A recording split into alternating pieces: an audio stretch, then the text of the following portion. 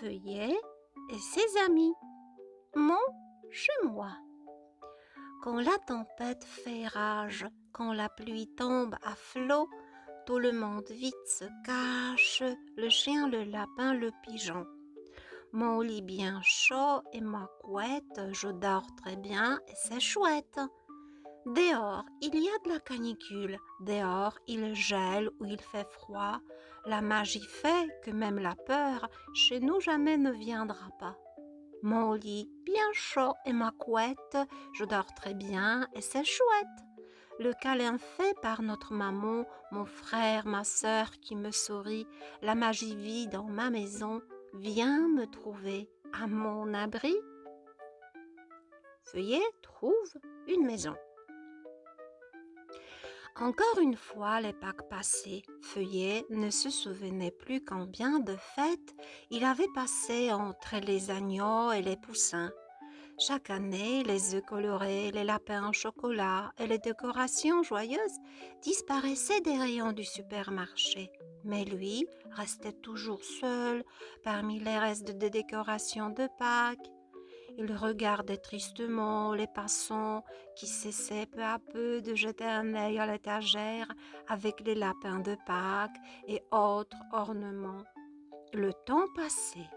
L'été était fini et les enfants étaient retournés à l'école. Feuillet perdait lentement ses dernières lueurs d'espoir, envahi par la mélancolie.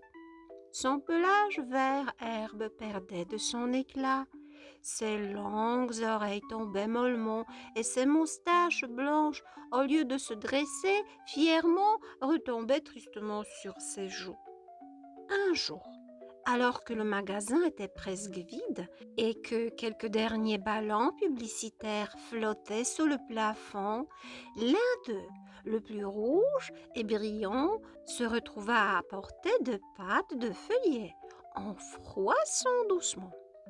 Feuillet l'observait, sentant quelque chose de nouveau dans son cœur. Une aventure? Peut-être était-ce la dernière chance dont il avait rêvé si longtemps.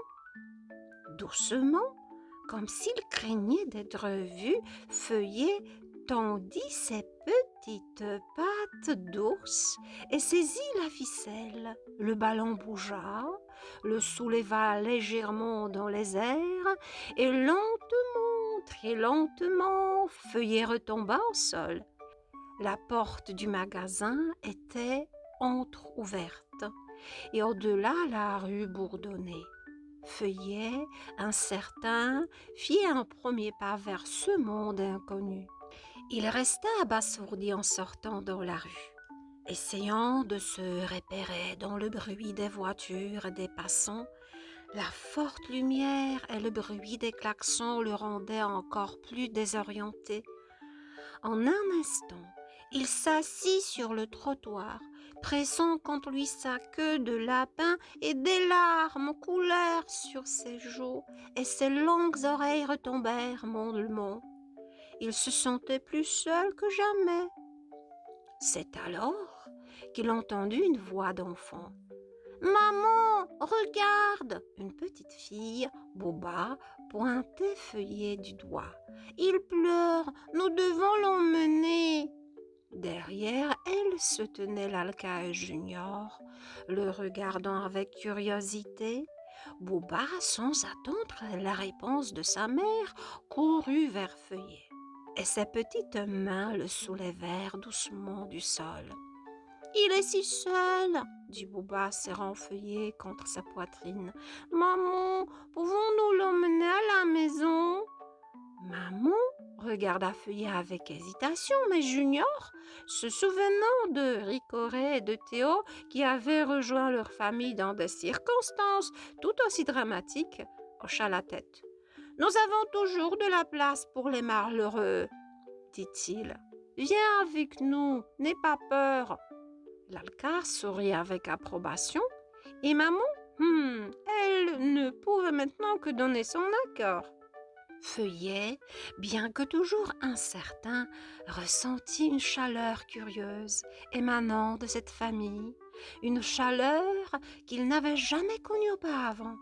Bouba le tenait fermement dans ses bras, et derrière elle, la famille souriait en se dirigeant vers la voiture. Ils l'installèrent dans un siège auto confortable. Ils savaient déjà que c'était le début de quelque chose de merveilleux.